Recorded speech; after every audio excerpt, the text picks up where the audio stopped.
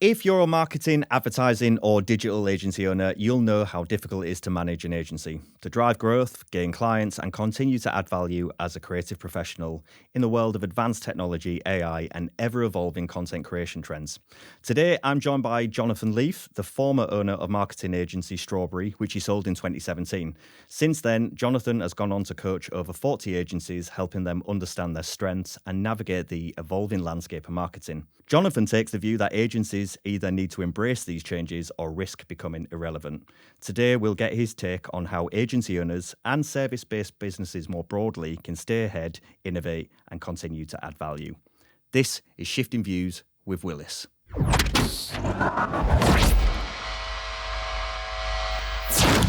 Jonathan Leafe, welcome to the podcast. Yeah, nice to see you. Yeah, you too. A pleasure to have you here.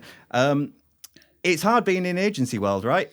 Yeah, from your experience. Well, yeah. I mean, to be honest, it's never really been easy. Exactly. When I started, I worked for an advertising agency of about 40 people, and to actually get something from a client's head to actually an advert probably took about 12 people when I first started. But when I started my own agency in 1989, we were embracing desktop publishing with Apple Macs at that time. You know, that was quite early for agencies to be doing that. And of course, those 12 steps suddenly became one step. Yeah, sure. Almost like overnight. And within probably about 2-3 years, all the agencies that I knew had completely gone that way. Yeah. And really, there was mass redundancies in certain areas of the industry, for sure. Yeah. But of course, the industry grew massively because of the stuff that we could do as well. So there's always this good bits and bad bits to technological change. Sure. I mean, I suppose it would be good to start with just setting a little bit of context, kind of your background. Yeah. You've come from agency world, you're now in a consultative world. But, you know, what's the journey been and why have you gone into this arena? Why did you even go into marketing in the first place? That's a great question. Yeah. When I left school when I was 16, I went to a very academic school. Unfortunately, I wasn't very academic, but I was very lucky, and I joined Hull's best band, as it was at the time, and I ended up sort of like touring for 4 years around the country, into Europe as well, and playing guitar. We were very tight-knit. We had to turn up for each other. We had to know our stuff. And I sort of grew to the part where I was actually helping promote the band and organising things and like that. Sure. So that I really liked that, and that was a very creative part of me. I didn't really get involved in the songwriting so much. Yeah. Got involved in writing guitar parts, etc. Sure. And that got me into really being excited about promotion. Yeah. And then as soon as I got the opportunity via working for my dad for a bit and going to Spain to learn Spanish, I came back and thought, you know, I'm going to get into the advertising world. And I ended up working for Hull's top advertising agency, and that was 90 people in that agency. It was the sixth largest agency outside London at the time. Yeah. It was. I mean, there was a golden age of advertising, wasn't there? And I suppose when you think ad agency, you start thinking back to kind of, you know, like almost like Mad Men, you know, like that. It was that. That's 50s exactly and 60s and onwards. But the shift in the industry has just been so profound, hasn't it? I mean, it's always been shifting because things have always evolved, but certainly in the last, well, definitely 20, 30 years, you know, we've seen this massive move. Yeah, I mean, like lots of other industries, it sort of like accelerates, and then slows down, and then accelerates again, and then slows down, and you never really know where you are in that sort of like technology curve. I mean, just to give you a great example, we built our first website in 1996. And we got a call. We had to persuade people that they needed a website. I mean, really did. That was part of my selling job, really. And then this client came back to me probably about 9 months after we'd built this website. I said, Jonathan, none of us can find the website. And I thought, that's a bit strange.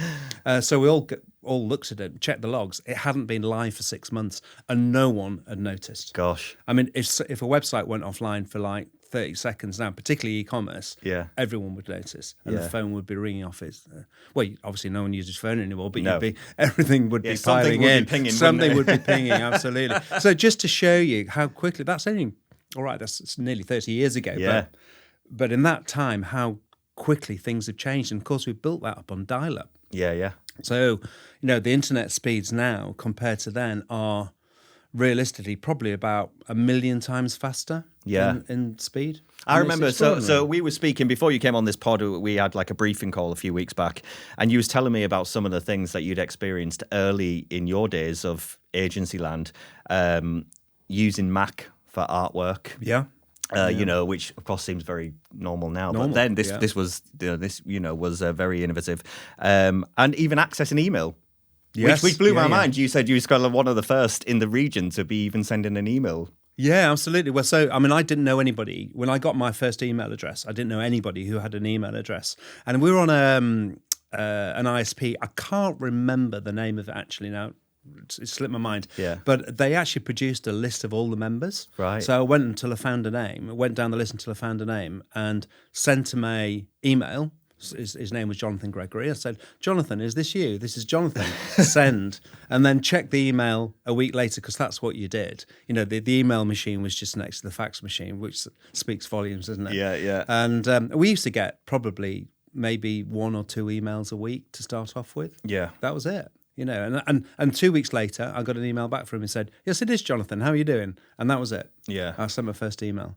And just to think now, today I'll probably get 300 emails. It's mind-blowing as well. The fact that you just said, like, there was a list of people. Of subscribers. Yeah, I mean, can you imagine that now? Well, it's a GDPR thing, never mind anything else. I mean, you would kill for that list, right? You want that exactly. list. Yeah.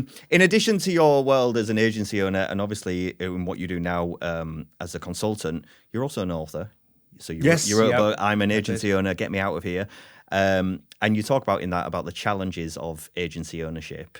So since you sold Strawberry back in 2017, I think, how have you seen the landscape change? Has it moved massively for you? And have you had to adapt kind of what the information you're giving to agency owners? Well, the owners? interesting thing about coaching, of course, is that when you start teaching something, it reminds you of everything that you know. Yeah. You know, it's like, so, I recommend that to anybody, to be honest, is actually teach what you know, and then it reinforces really quite quickly what's important. Sure. So yeah, definitely in the 8 years that I've been doing my coaching skills have got infinitely better, but also looking at the agencies and how they work has got infinitely better as well. And whilst I haven't got a playbook or a blueprint, I sort of have, in a way. I've started to I can tell within half an hour to an hour of speaking to an agency owner at what level they can get to.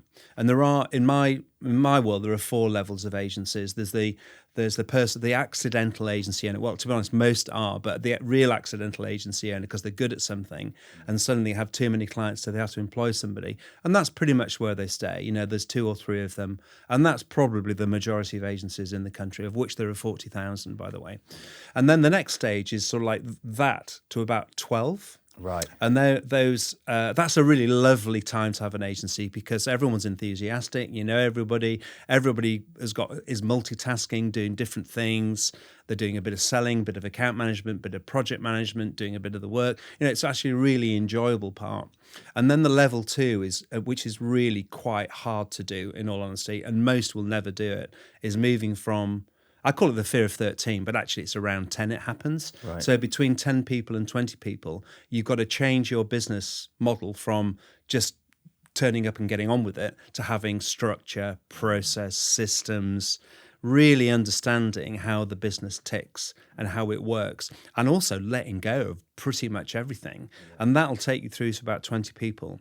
And then you start making money again, because in that interim period, it's really, really, really hard work to actually make a success of the business. But once you get past 20, actually, it becomes easier again. You know, it's a quite weird thing. And my business got up to 40 people, as it happens. We were the largest agency in the area for quite some time. And then the final one is the mega agencies, where you're talking 100 plus people. Because you can the systems you develop when you're going from 10 to 20, pretty much, if they're robust enough, will take you through to 100 people. But by the time you get to 100 people, you're going to be in multiple cities. You're going to be maybe in multiple continents or multiple countries. Sure. Different again. Yeah. So my sweet spot generally is sort of taking people through that pain point of growing to 10, across 10 to 20. That's my sweet spot, really. And do you find, like, with your clients, do you find that there's an ambition typically of which level they want to get to? Does everybody want to try and be the global agency, or are some of them quite content being like a little boutique setup, or even like a 2 or 3 person band?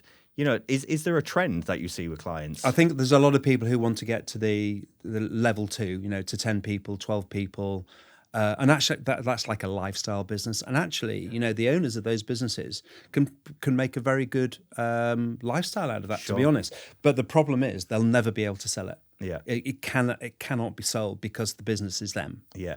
Ostensibly, but in the meantime, they can do well out of that. I mean, there are other ways they can get out of the business, but until you're sort of like at 20 and moving forward, there's not any real value in the business as an entity. Yeah, I suppose other than the money you can earn. Yeah, sure. Yeah. So it's almost, I guess it's a day-to-day lifestyle. You're making your income. You're looking after the clients, but there's no real value in the business in that kind of sense. Like if you used to develop like an exit strategy of kind of moving on, it's not likely. No, I mean, if I say, sometimes I say to them, so, well, what's your exit plan?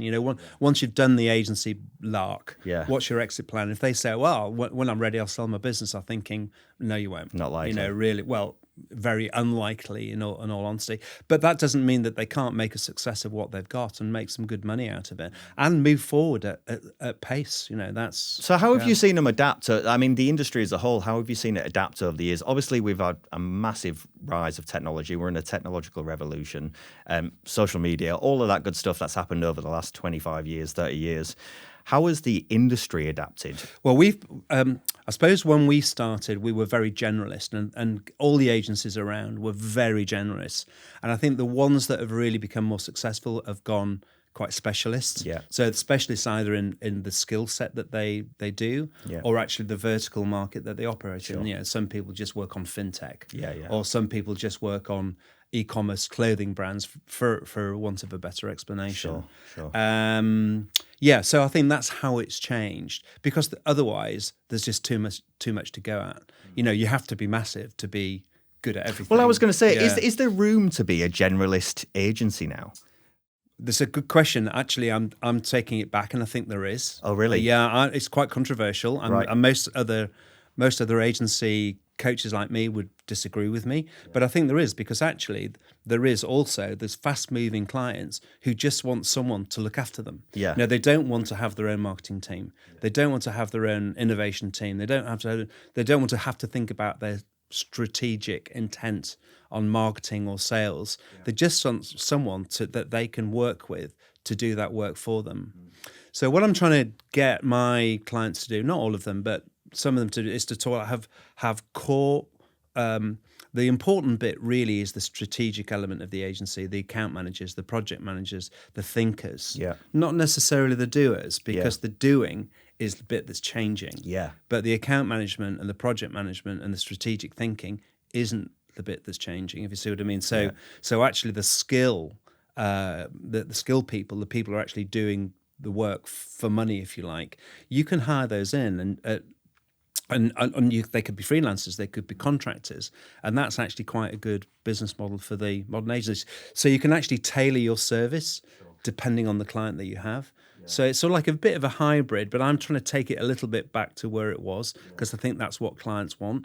Otherwise, clients might have 3 agencies to do different things, then they need to manage that as well. So it's quite complex. I suppose it links nicely into sort of the next bit, which I'm going to talk about, which is around technology and AI, because these are obviously the big buzzwords of the day. Sure. And if you're a creative of any form, a freelancer or whatever, you're quite conscious of the tools that are available now, what's happening in terms of content creation, how people are consuming content. It's moving so rapidly. And I guess the traditional role of the marketing agency is going to have to, or has had to, adapt and will continue to adapt. But just picking up on the point you was just making there's something still quite powerful about having someone to understand what that is and how to use it in a strategic way to achieve whatever your outputs are. So it's less about the actual physical creation of a piece of graphic or making a video or whatever that is, and actually more about why you would be creating that piece of graphic, that video, and how you would use it. 100%. It's the strategic element that's important. So you've got so clients now want their agency to do a lot of the thinking for them, and to actually take solutions to them before they've even realised they've got an issue or a problem. So it's almost like the agencies have got to be even better, more intelligent than they ever were before. I always say, if you are just an order taker, rather than an order maker or a strategic thinker, you are absolutely dead in the water. You will be superseded by everybody.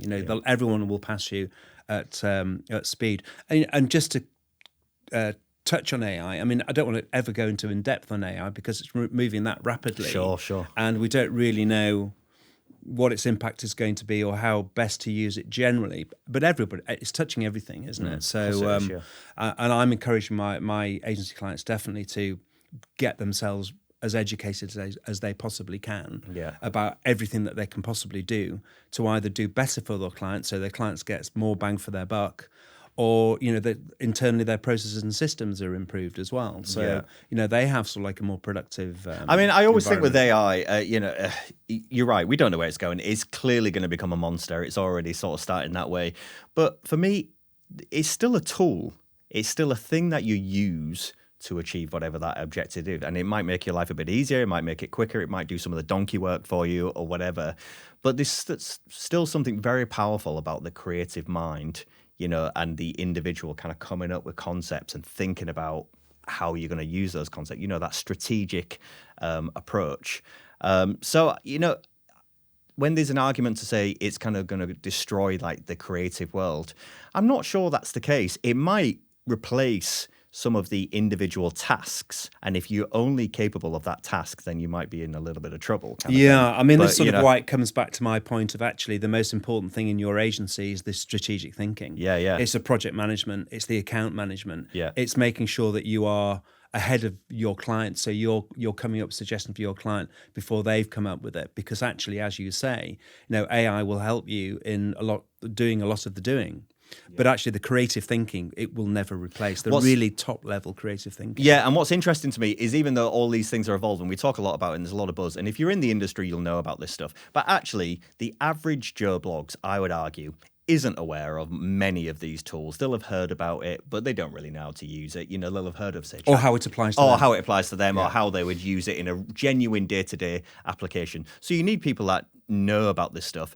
And there's a lot of narrative going around now that one of the biggest failures for businesses moving forward is not arming their employees with an understanding of AI and these tools, because it's not so much that it's going to replace them, it's more that their lack of knowledge of using these tools is what's going to replace them in some sort of sense. So businesses need to be training their employees and their staff force in understanding evolution of technology. 100%. 100%. Yeah. I think that's always been the case, and that, because if you're not moving forward, you're going backwards, aren't you? Right. Well, going back to your thing about emails, if you didn't teach, if you didn't implement email into your business, 50 years ago, whatever, if you didn't do that, or computerized accounts, we can talk about all of these sort of things. Yeah, so, and as you said before, AI is just another tool in this journey, in this technological journey, but we have to, particularly on agency, which obviously is what I know about, but agencies have to become much, much, much better thinkers, and sort of the doing will just sort of do itself in lots of ways. Of course it won't, but actually the thinking is what will keep those agencies alive. And what helps them do that? Like, say, if you're thinking about these strategic thinkers, and if you're speaking to agency owners, what do they need to be doing to be in that position? They need to be more entrepreneurial. They need to be better on their innovation. They need to understand their clients' positions much, much better than they ever did. They really just have to educate themselves about everything in a much, much deeper way than they ever have done before. And is that what makes a good marketer? I mean, what is a big question, but what makes a good marketer? Well, I would say all of those things. I would like to be able to go into a client's business, a new client, and just say, I understand your problems. I understand your issues. In fact, I understand a few issues that you don't understand because you can't see them. We're already 2 years ahead of you in what's coming down the line with technology, for example, or what marketing trends they're going to be. So we can implement these sort of things before you get left behind. And that's what a good marketer does. And what is the, for you, I mean, you've had endless experience working with clients as owning an agency, but now, of course, in the world that you're in. What's the biggest hurdle you find from the client side? Is it their lack of knowledge of marketing? Is it that they don't know what they want? Is it the pushback? What are agencies coming up against? I think now? It's a combination of forces. Of course, the biggest one is the economic uncertainty, because clients tend to want to move more slowly than agencies perhaps would like them to move. And whilst it's clear that an agency can see a problem that's happening, and so we've got a solution for that, the client says, well, we're still not sure what's going to happen there. So I think that certainly I've noticed it in the last 3 years. Of course, there was a massive boost post-COVID where everyone just went mad. Yeah. And then 2 years after that, it slowed down rapidly. So I think clients are sort of like buttoning up and moving more slowly. They're sort of like reverting to type. They're going home to what they know. Yeah, they're not going to do anything really exciting. They know they've got to do these sort of things, but we'll just wait a bit, just see what's happening. So that there's less innovation going on, I think, on client side. And do you think it's still recognised? Are agencies still seen by a lot of businesses as a cost?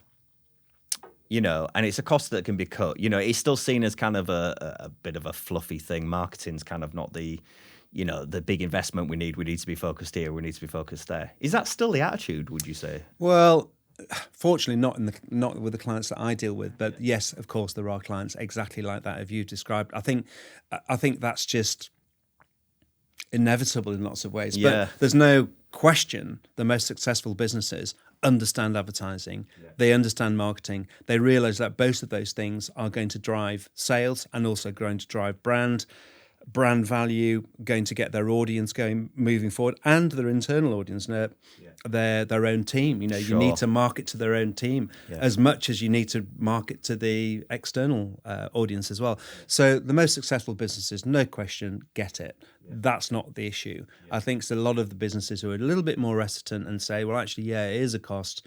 Do you know what? We could probably halve that, or we'll bring it in-house. Disaster most of the time. Yeah. Sometimes it works, but most of the time it doesn't.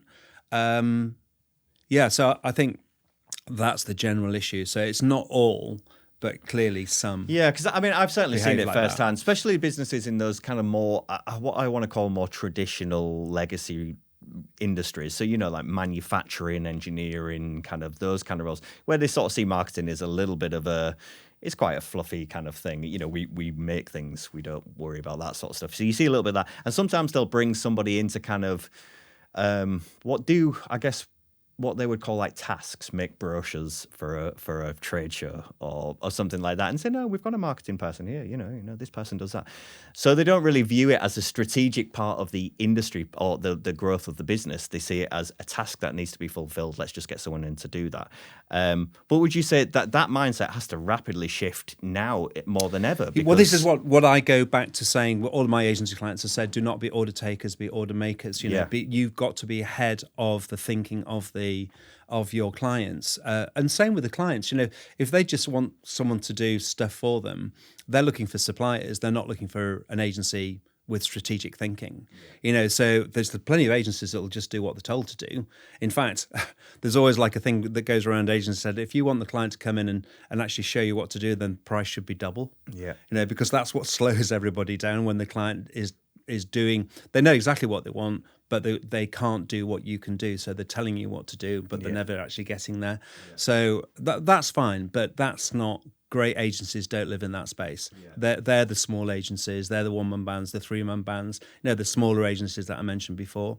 They'll service that need perfectly well. But if you want to be a good agency, you want to be strategic, then you have to have clients as partners, not as a supplier relationship. Will the industry vastly reduce, do you think? What do you see the future of it? You say there's 40,000 agencies-ish across the UK.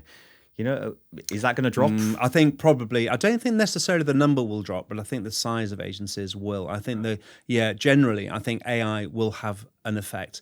As I lean back into those agencies that are not strategic thinkers, who are just the doers and just wait for the email to come in or the client to ring, I've got a job for you. They're the ones who will suffer. They will notice over very, very quickly in the next 6, 12, 18 months, the projects will be smaller in scope and less frequent. Yeah. But the strategic thinkers, because they're rainmakers effectively, so they're creating the environment for them and the client to succeed. I'm just thinking about the outputs as well, because you kind of had again, that golden age of sort of above the line campaigns. So you had the the big TV commercials and stuff. So if you're a big, huge brand, you're still probably hiring a big agency to put out, your Christmas campaign or something like that. Everyone can think of like the John Lewis stuff and all that kind of stuff. You probably got somebody big behind you doing that and putting together nice creative. But by and large, across the country or the world, really, not that many businesses are doing that sort of scale of work. Most of the smaller businesses probably aren't doing TV and stuff like that.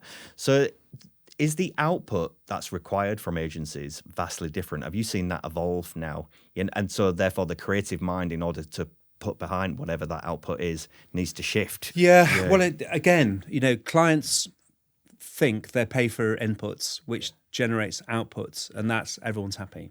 But actually, the focus for the modern agency, the agency that's going to win in today's environment, is to focus on the outcomes. You've got to be really clear on what good outcomes are. And then you can get back to the value proposition as well, because the struggle with agencies, it's different in the US actually, but the struggle with agencies in the UK is actually getting paid properly. Yeah. So if you want to get paid properly, then you have to be that strategic, high-thinking, creative partner. If you're just a supplier doing outputs, as you describe, then you just will not be able to charge enough to cover the cost of the work that you have to do. Yeah, and I imagine if you're a very small agency, or if you're just starting out, or maybe there's a couple of people or whatever, most agencies, small agencies, probably face the issue of cash flow more than anything. They can't get the retainer in, they can't hold on to a retainer. You need 3 or 4 a month or something to kind of keep that thing ticking over. Otherwise, you're kind of odd jobbing. You're building something here, you're supplying something there, but it's kind of gig economy almost. And I just wonder if the industry as a whole is moving into that gig economy kind of thing, and it's becoming less about retained clients and like strategic partners, and more about bringing people in, freelancers and things like that, to do as we need to do it. Is there a shift there, not just on the agency side, but actually on the client side, what people feel? Yeah, well, maybe so, but you need quite a sophisticated client to be able to bolt all of these things together to get the right outcome. Yeah, hence, that's why agencies will always exist. Then it's down to how the agency deals with the clients that they have and finds the right clients for them. That's another important thing, of course. If you choose the right clients for the wrong clients for your agency, that can be a disaster zone. Yeah. Choose the right ones, and it's like a marriage made in heaven. Yeah. Because you're all on the same page, but otherwise it can become incredibly difficult. But can you be a generalist though? So can you actually, so not just a generalist in what you do, but in terms of the clients you're approaching, can you onboard an engineering company and onboard a health company and onboard an FMCG company and deliver the same? Well, of course I'm going to say yes, but actually, in truth be known, you can't do it. I think you've got to have some sort of specialism. Just to speak to what I mentioned earlier on, is that you have to be able to speak with great authority on the industry that you are working for. Yeah. You have to know as much as they do. You really do. That is absolutely mandatory nowadays. You can't hide. You really have to immerse yourself in their business. So yes, if you look at your client portfolio of say 20 clients and they're all over the place, then how can you even possibly understand what's going on in their industries? But of course, then that also speaks to, can you have 2 accountants because one's going to be jealous that you're telling the other accountant how they're doing? But rather weirdly, if you have 3 or 4 accountants as your clients, then you're like an expert in accountancy, and you become an accountancy magnet. Everyone wants to work with you. It's a very funny thing being an agency. I was just thinking in that context. I was thinking if you took on a law firm or something like that, and then you sort of said, well, I'm going to take on another law firm. One law firm might think, well, hang on a minute, how are you going to give us? How are we going to get the clients if you're pushing? But if you have 3, you're a subject expert. I become a magnet for other law firms too. Isn't that an interesting dynamic? I find that really weird. Interesting. You're certainly a big believer in spotting trends, looking outwards. And I guess in your head, you need to be doing this if you have any chance of survival, especially in the sort of the fast pace of what we're going now. But from your perspective, how do service-based businesses do that? How do they ensure that they're seeing things before it's the mainstream? Well, that's such a great question. And connecting it to the client, convincing them, look, you need to know this. Yeah. Well, I mean, I'm just going to say a little story on the experience that we had. We had to persuade clients they needed websites. We really, really did. We had to persuade clients. We built our own e-commerce shopping platform because there was nothing out there that we could use. And we had to get a client, but we said, look, you can sell online. And I was like, well, why do we need to do that? It's those sort of conversations. And then we were moving into Facebook, and Google coming along and said, you know what? We can get you ranked on the first page of Google, or we can use. Well, it wasn't even called Google AdWords when we started using it. So you can actually pay for advertising on Google, and then you will be definitely on the first page. Yeah. And we had to persuade people. In fact, when Facebook came around and we said, look, it's a really good idea to post your content on Facebook, we had to describe it as online PR. So that's my story there. So moving forward from where you are now, if I was speaking to advising agencies, I said you have to be looking at the trends, not what's happening now, but in 6 months, 12 months, 2 years' time, and you have to say, is that trend going to stick? You have to be a crystal ball reader. You just have to be. That's not an option. Yeah. So where you find this information is up to you. But I mean, I used to read hours a day on, not necessarily in my industry, but used to look at what other industries are doing, because there's trends everywhere. Sometimes the trends are very faint, the noises are very faint, but that doesn't mean it's not going to come down the line to you. So, agencies have to be able to look around corners. Yeah. Agencies have to be able to look over the mountain range to see what's happening on the other side. We cannot live in the moment. No. If you live in the moment, you're going backwards, you're dead in the water. Well, there's something I always comes to mind for me is when I think of creatives, it applies across the creative sector. So, I mean, you'll know because you're also a musician, but like if you're into music, you're into art, you're into books, you're into marketing, whatever. If you're a creative of any sort, if you want to stay ahead, you have to live that life. And by being part of it, you're constantly on the go. You're constantly discovering. You're constantly on projects. You're constantly mingling with creatives. You live that world. I mean, in doing so, you discover things because you're learning all the time. And you're listening. You're listening all the time. Yeah, you're listening. So it's not a job, is it? It's a lifestyle. It's an absolute lifestyle. You're absolutely spot on there. Yeah. And I mean, I've got so many different interests, and I think that's probably why I've been successful, really, is because I'm just really interested in so many different things. You need to be curious. Really curious, exactly. It's the number one skill. And actually, just to be curious, just listen to podcasts. Listen to podcasts. And rather weirdly, I used to I don't do it anymore, fortunately, but I used to get on the train and I used to go to W.H. Smith's and buy something that I wasn't interested in, like Fishing Times, if there is such a thing, or even like a girls' magazine or anything like that, something that wasn't my general interest, just so I could start to understand how they were thinking. Yeah. And try and sometimes there were trends coming up in all sorts of strange areas that you'd never even imagine. So it's just challenging your mind to be as curious as you possibly can. And what's interesting about that as well is it's kind of hard to sell that on a CV in terms of your expertise, So some people might look and say, well, if you're a marketing person, if you're such a professional, what's your qualifications? Do you have a degree? Do you have this? Do you have that? How relevant do you think that is in comparison to just being a good creative? Well, are you talking about qualifications? Yeah. So, I mean, obviously, I don't have any qualifications in what I ended up doing. That was a massive advantage in lots of ways. Yeah, that's what I mean. I didn't have a rule book in lots of ways, so I was making the rule book up myself.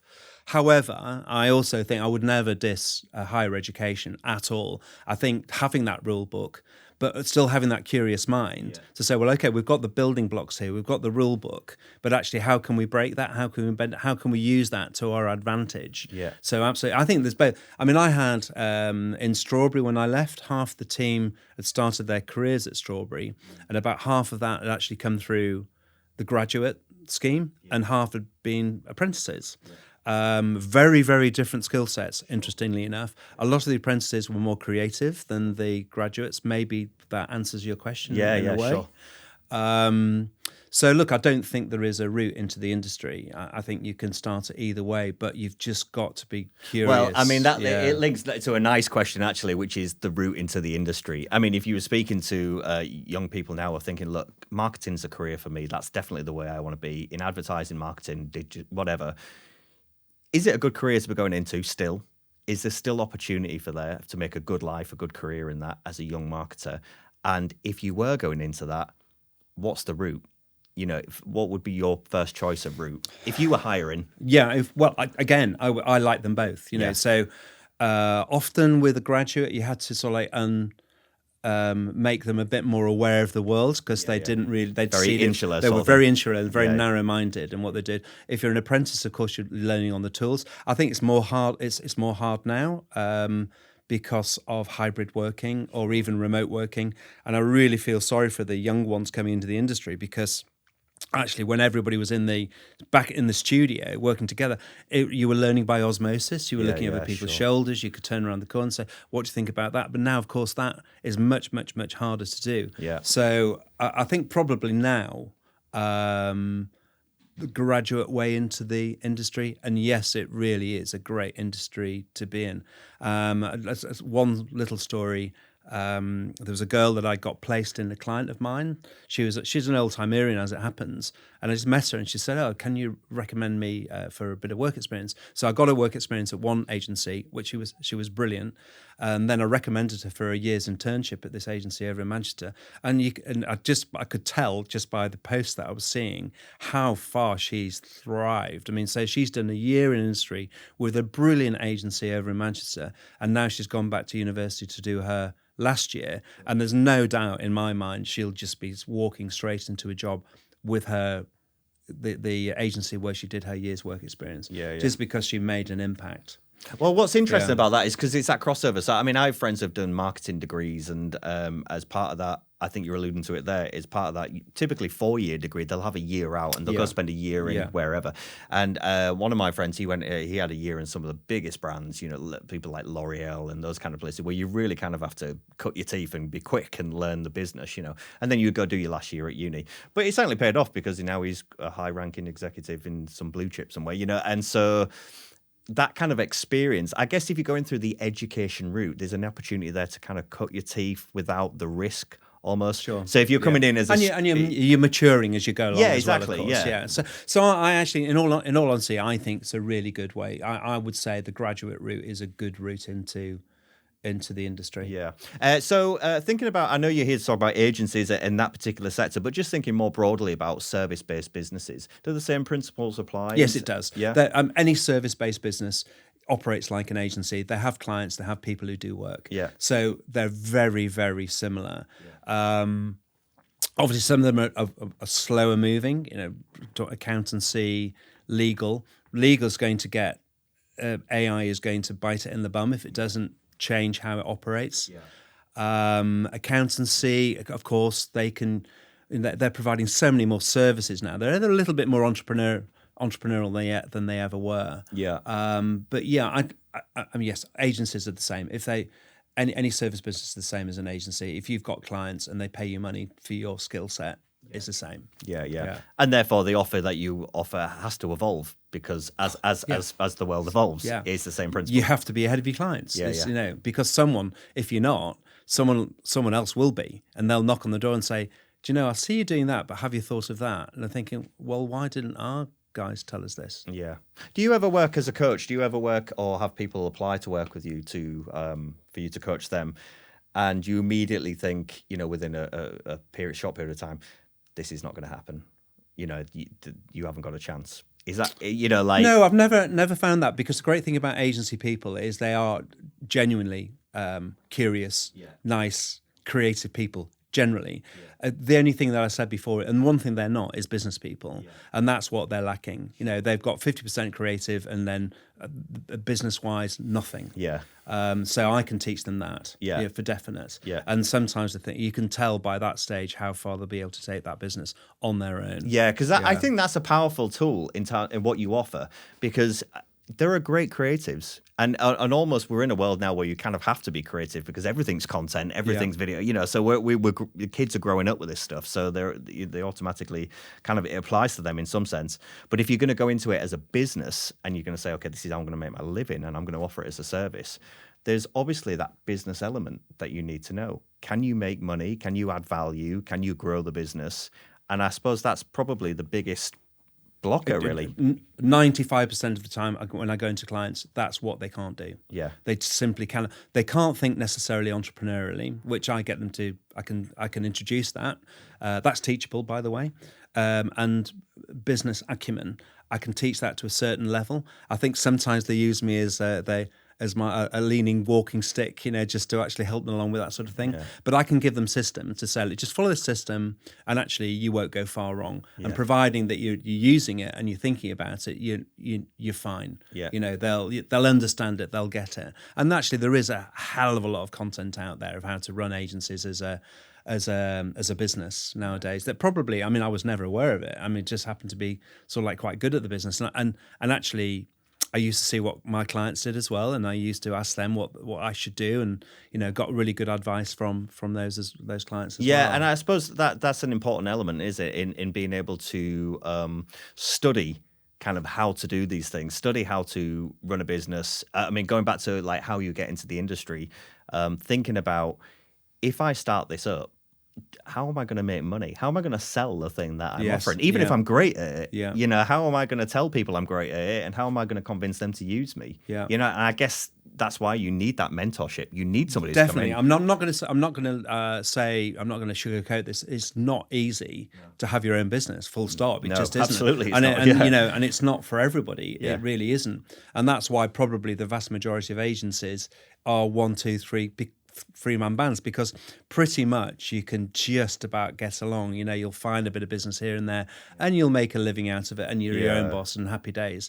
But actually, to take it to that level too, where you've got 10 people or 12 people in the agency, that's a different kettle of fish. Suddenly, you've got 20 or 30,000 pounds a month to pay in salaries, and you think, wow, I didn't sign up for and that's this. a lot of pressure, isn't it? It's a lot of pressure, exactly. Because a lot of agencies, they if they're based on project work, which a lot are, the project will come in, they'll get working on it, they've done it, and they'll look up and think, crap, where's the next project coming from? Yeah. And it's there sort of like that roller coaster ride of agency. And what's the solution to that, in terms of like, do they need to be looking for retained clients? I teach it to all my agencies, and they all sort of have succeeded, some more than others, but basically there are 3 types of business. There's your project business, which is there's the one-offs, and then there's your retainer or your regular customer business, which hopefully is going to become your mainstay.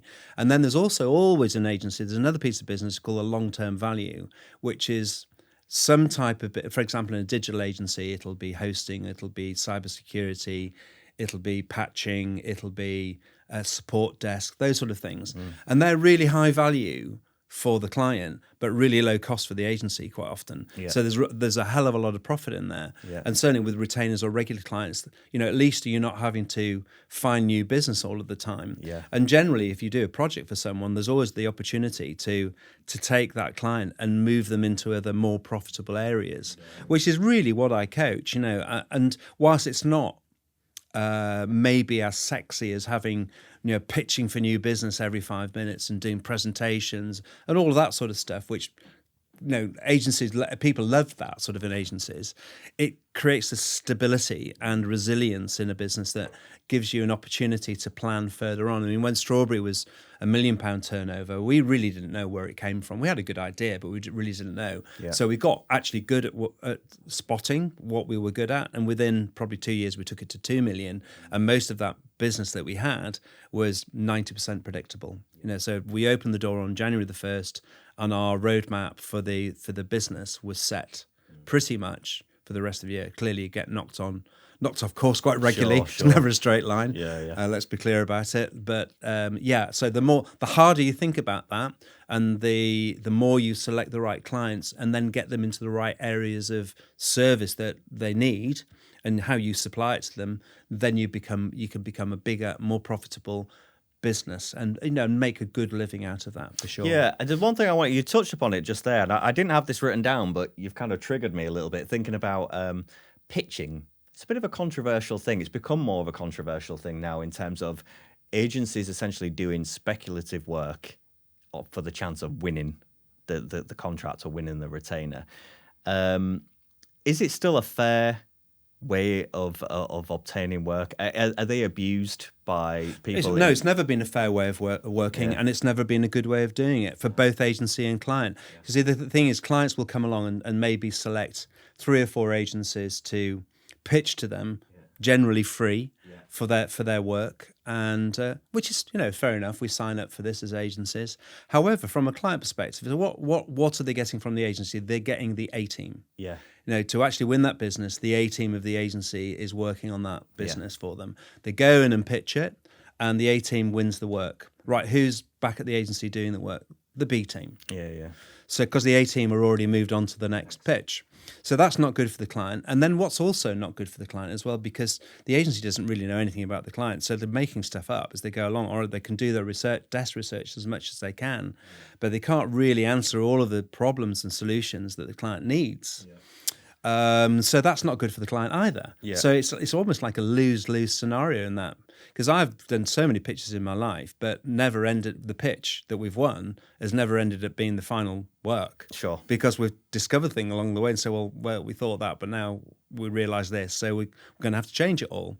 And the client says, oh yeah, we just we knew that wasn't what we were going to end up with. And you think, well, why have you wasted everybody's time? Why don't you just spend the time to do proper due diligence, hang around with the agency and choose them on that basis? Because most agents have got brilliant portfolios and they'll be able to explain their expertise if you just ask them those sort of questions. So, yeah, it is an outdated mode. I mean, just for an example, in the last 5 years of my tenure at Strawberry, we never pitched for work unless we knew we were going to get it, which is easier said than done, obviously. But we made people come and see us.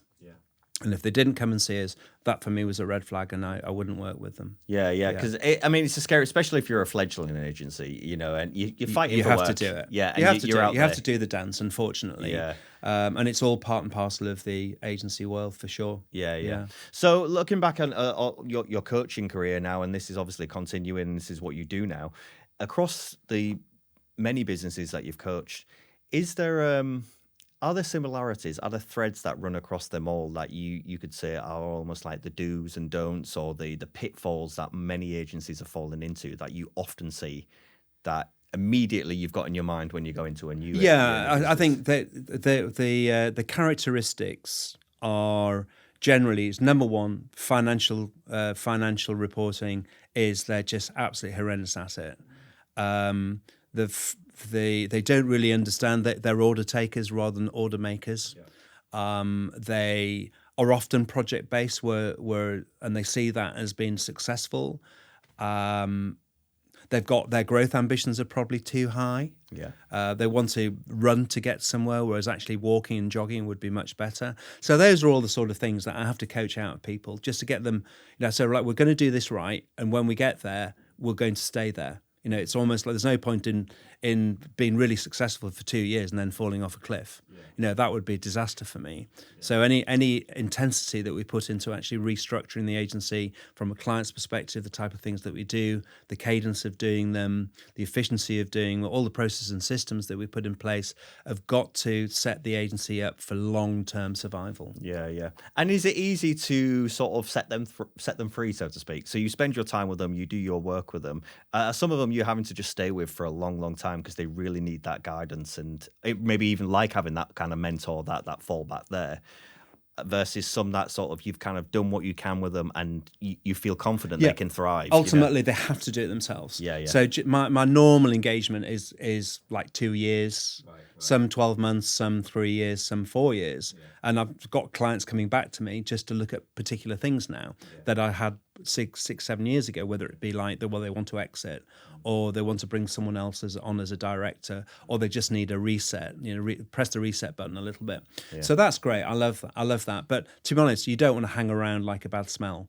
And they've got to do it themselves. They really have. And once you've poured all of your heart into it and got them to a really good position, then it's the time to step back. And we both know when that time is, by the way. It's almost like you can just feel it. Yeah. And I imagine the inquiries that you're getting from agencies saying, look, we need help, that sort of the theme of the inquiry is probably quite often the same kind of theme. So it's going to be something to do with kind of growth or, longevity or growing the business in some form. Well, funny enough, the best clients that I've ever had are the ones who don't need help. Right. Because I can do something with that. It's the ones that really need help. I have to sort of take them back 6 months, 12 months, sometimes 24 months just to rebuild, to get them going again.